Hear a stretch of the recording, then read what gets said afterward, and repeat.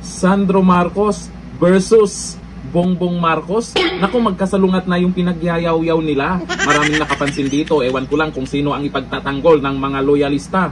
Nga, kasi tungkol po dito sa Bucana Bridge.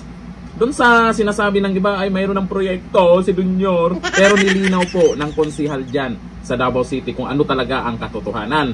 Bago natin panoorin yan, eto muna sa pahayag po ng dalawang Marcos na kung saan napansin ng karamihan magkasalungat na.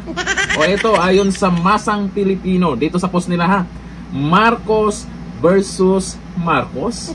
Umani ng kritisismo mula sa publiko ang dalawang magkahiwalay na pahayag ni House Senior Deputy Majority Leader Representative Sandro Marcos at Pangulong Ferdinand Bongbong Marcos Jr. matapos mapansin ng ilang netizens ang tila salungatan sa kanilang mensahe kaugnay ng mga proyekto ng pamahalaan sa Davao City. Sino nga ba ang nagsasabi ng chochoa dito sa pinaghiyayaw-yaw nila? O ito ang sabi po, una ni Sandro Marcos. Ang sabi dito sa post po ng Masang Pilipino, alam naman natin kung sino ang nakatira doon. Ibig sabihin sa Davao City. Bakit ako maglalagay ng projects doon? Sabi niya. O ito naman ang sabi ng ating mahal na Pangulong Bongbong Marcos. Nagpunta nakaraan dyan sa kahapon lang sa Bucana Bridge kasi patapos na, mag-open na po yan. Pumunta siya dyan at ang sinabi niya, andito tayo ngayon sa Bucana Bridge sa Davao City. Nakakatapos lang. This is one of the 4 major projects that we will be finishing in Davao. We will be finishing in Davao. Well, di nga, at parang magkaiba nga yung pinagyayaw-yaw nila. Sandro Marcos, Bongbong Marcos, mukhang hindi nag-uusap tong dalawa. Pero may paliwanag o paglilinaw po ang konsehal mismo dyan sa lugar na yan kung ano yung kwento sa Bucana Bridge na yan. Sino nga ba dapat ang pasalamatan? Eto, panoorin natin ang video. Sir, kung babasahin po natin ang mga komento sa isang balita ngayon kung saan nandyan po pala ngayong araw ang Presidente Bongbong Marcos, ay init po ang ulo ng mga taga Davao. Bakit po, konsehal? Ano po nangyari? Alam mo kasi, panood natin yung interview niya, yung kanina may off-air pa sa kanya kanina na sinasabi niya na parang kanila daw yung project na yon. So, yung nga, doon na medyo sumuma ang loob ng mga taga-Davao because alam naman talaga ng mga taga-Davao na ang pasimuno talaga ng project na yan ay no less than the former President Rodrigo Roa Duterte. Correct. Alam nyo, matagal na yan na dream ng ating dating Pangulo, Tatay Digong, na magkaroon ng Coastal Road. During pa yan sa namiging mayor pa yan siya. Nung Coastal Road ay gagawin niya para guminhawa naman ang trapiko sa Davao City. So, yung Coastal Road na yan, dire-diretso hanggang sa may Arcastillo. At nalaman natin sa mga plano before, supposedly connected yan sana sa Samal Bridge. Ang problema lang, hindi nila ma-connect. So, dadaan pa ng Castillo, doon aakyat. So, ang mangyayari, kailangan natin ng tulay. Diyan na nga yung Bucana, pati yung doon sa may Santa Ana, sa may Santa Ana Wharf. Yung Bucana na tulay na yan, kung di ako nagkakamali, nasa media pa ako noon. Ito lang, just to set the record straight, ano? Hindi naman natin tawag nito, talagang hindi man tayo nagsisinungaling dito. Sinasabi lang natin ang katotohanan para lang malaman din ng taong bayan. Kung di ako nagkakamali, 2020 ito eh. Hindi pa ako konsehal noon, nasa media pa ako noon. Napag-uusapan ito kasi ginagawa na yung Coastal Road at that time. So, ito na, kailangan ng parang i-connect yung Coastal Road doon sa Bucana area. So, if I'm not mistaken, mga around December yun or mga 2020 yun siya. Yung Chinese Embassy, hindi ako Chinese Embassy together with the DPWH, parang nagkaroon ng agreement, no? Parang binigyan ng grant, kung nagkakamali. Grant ito eh, hindi naman ito pautang. Parang pagkalam ko correct me if I'm wrong, parang binigyan ng Chinese government, binigay yan ng Chinese government sa Davao City sa panahon ni Tatay Digong para gawin yung tulay na yan.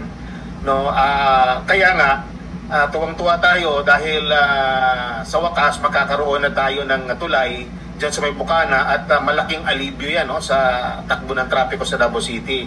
Ang medyo kinasasamalan ng loob natin is hindi man lang na-mention, no? Ang sinasabi kasi niyang legasiya, part of the legacy is it should be part of the legacy of the former president. Correct. Not of his legacy. With due respect to the president, hindi naman talaga kanya yan. No, hindi naman talaga, nagkaroon lang, ginawa lang yan, panahon ng kanyang administration maybe, but it doesn't mean that he was the one who started it. He was not the one who started the ball rolling, kung baga, so to speak. So, hindi talaga siya kanya. Well, siya ang presidente ngayon, pwede niyang sabihin na sila ang nag-implement o sa panahon nila ginawa yan, pero to be honest, to the people, at sa alam naman siguro din niya yan, na talagang tulong niya ng China, government ng China, sa Davao City, panahon ni Tatay Digong as president.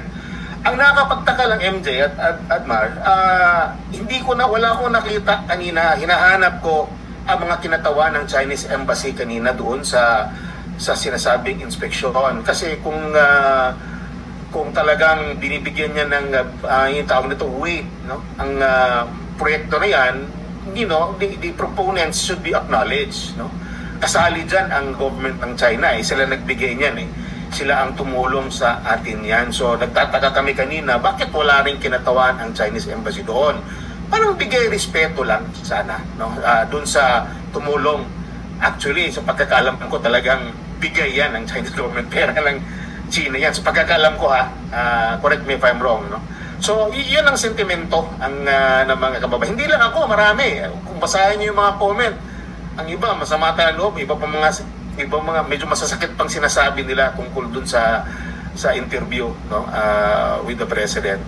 So, yun lang akin, MJ, na we just like to inform the public that it was the former President Rodrigo Duterte who started that. And nabuo yan noon. I think kung di ako kakamali, ang around $60 million, no? Yung ano na yan, yung project na yan, worth ng project na yan. MJ. Malinaw. Ang dapat pasalamatan kung bakit may buka na bridge dyan kay dating Pangulong Duterte. Tatak Duterte pa rin yan. At gastos ng China yan. Nasaan na yung mga ayaw sa mga Duterte kasi pro-China? O, diba? Yung iba tameme, di nila alam kung ipagtanggol nila yung pinagyayaw-yaw ni Dunyor. Tapos ito, iba naman yung sinasabi ni Sandro Marcos. Ito ang komento ng mga netizens dito sa mukhang magkasalungat na pahayag ng dalawang Marcos o mag-amang Marcos. O ito, ang sabi po ni Ramil Carrido, kaibigan po natin yan, ganyan pag mga sinungaling. Sinungaling ba? Sabi ni Casville, ay, booking na, may nagkamali sa script. Sa script, bakit planado ba ang mga sasabihin nila? Nagkamali lang ba yung pinagyayaw? Sino yung sa tingin nyo nagkamali dyan sa dalawa? Sabi ni Norana G. Daud, walang rehearsal, kaya nagkamali. Talaga naman. Sabi ni Mark Semas Tesoro, pag sure Sandro Marcos, o ito kasi sabi ni Sandro Marcos, alam naman natin kung sino ang nakatira doon sa Davao City. Bakit ako maglalagay ng project doon? Pero may proyekto nga. Ngayon, legacy namin daw, sabi. Sauce naman. Pero dito, kumakalat na po sa social media kung kanino dapat tayo magpasalamat kung bakit merong bukanab. Okay lang sana kung angkinin niya, kung ginastusan niya o ginastusan ng gobyerno yan. Bigay pala ng China yan. China ha? Hanggang dito lang. Thank you. Bye-bye.